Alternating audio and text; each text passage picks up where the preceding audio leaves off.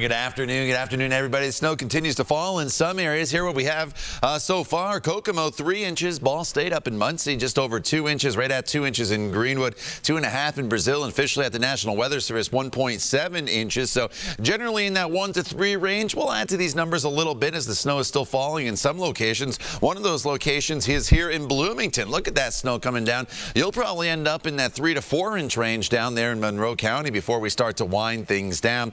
And we are winding things down right now from Indianapolis to Lafayette, just some light snow showers, but again from Bloomington down into Bedford, and then as we slide off towards the east, the snow does continue in Connorsville as well as Richmond. But as the drier air starts to work in, for the most part we'll start to shut the snow down.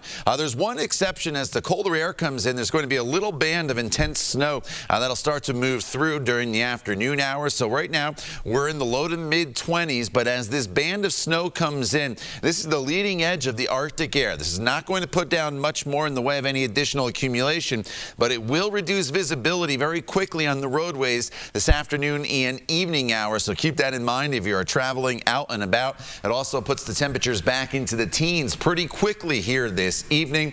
The bitter cold is settling in, Lauren. We'll talk about how long it sticks around coming up in just a few minutes. All right, Todd, you mentioned this when you went out to grab a bite to eat, but the roads, they're still pretty treacherous in spots, with crews working hard through the snow to get all those roads cleared. RTV6's Erin Lish is in live drive on Keystone right now. She's checking on what it will be like if you have to head out there somewhere today. Erin, it's looking a little treacherous out there, pretty snow covered.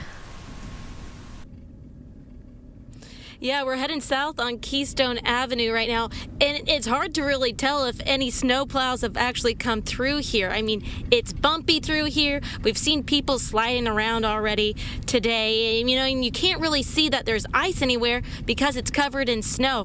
Earlier today, I was on Delaware. I mean, the sidewalks were slick, so if the sidewalks are slick, obviously there's going to be some patches on the road. Now, first on the north side today, we had a semi-jackknife, and that ended up causing 3 lanes to be blocked on I-465 near Keystone.